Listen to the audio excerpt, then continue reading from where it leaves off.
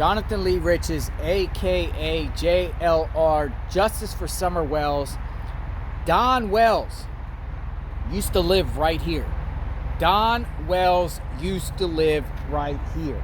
I am off Nebraska Avenue in Tampa, Florida. And yes, Don Wells used to live here.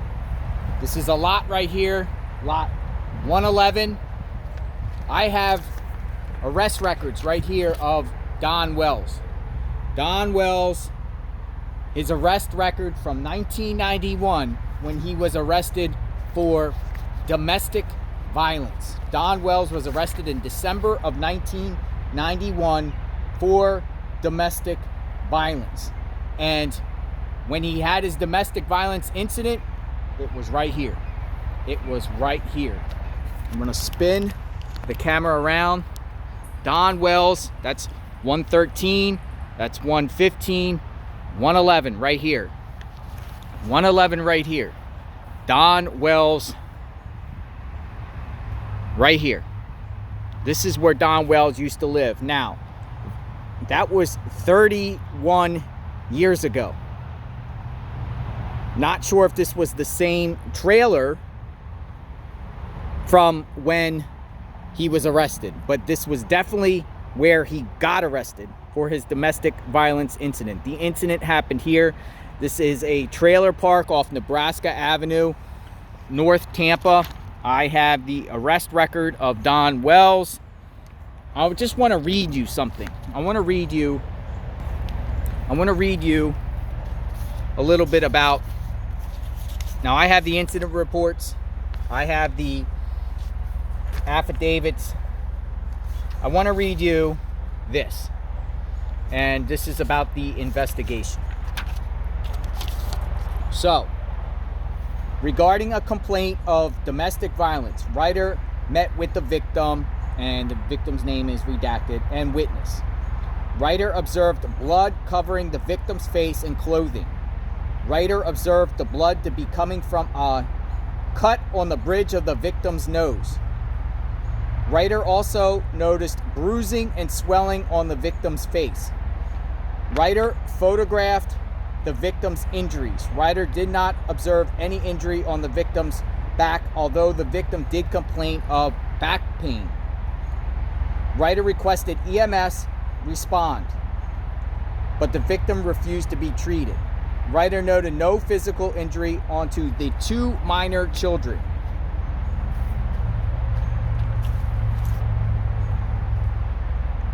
Let's read on. The defendant stating he has concern for the children's welfare. After completing the criminal affidavit, writer transported the defendant to central booking. So then the defendant stated he came home drunk. I don't know if this is the victim or the defendant. I'll just read. Stated the defendant came home drunk and they started to argue. Stated the defendant then became violent while they were in the kitchen area. Stated the defendant grabbed her throat and threw her backwards against the table. Sounds familiar, right? Remember the 911 incident that happened earlier in 2022 where Candace claims that Don Wells threw her against the washer and dryer at the home on Ben Hill Road. One of many domestic violence incidents. She ran to the bedroom. The defendant kicked the door down, causing her to fall backwards. Stated she grabbed the baby and ran into the front room towards the front door to leave when the defendant grabbed her by the hair and then threw her against the wall. Stated both she and the baby fell to the floor. Stated she had called out for help and stated to turn away from when the defendant grabbed her hair again and threw her against the wall. Stated the defendant then punched her with a closed fist in her face between the eyes. Stated then she ran to the bedroom and hid in the closet. Stated during the fight there was a lot of verbal yelling and threats. Stated she did try to defend herself and pushed the defendant several times while trying to flee. Refused medical treatment, had no further information. So defendant stated he was in his room, or this could be a witness here, stated he was in the room and the door closed when he heard the fight started. Stated he heard yelling and unknown type banging. Mr. Riley, they actually use a name here, stated he stayed in his room until he heard his mother victim call for help. Stated when he came out, he saw the defendant grab the victim by the hair and threw her against the wall.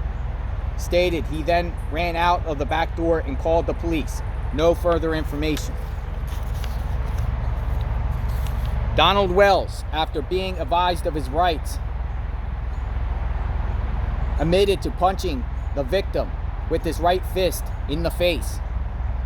Defendant Wells also stated he was concerned about his children's well-being. Defendant Wells made no other statements. So Don Wells admitted to what he did.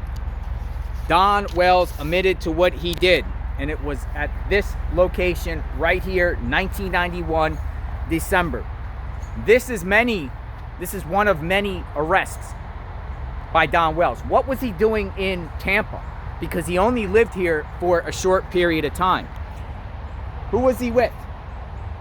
Who was the children? He was concerned about children. Were they his two children? We know that Don Wells has an older son in his 30s, Donald Wesley Wells Jr. Was he one of the people that were in this home? But it's a trailer. It's a trailer park here.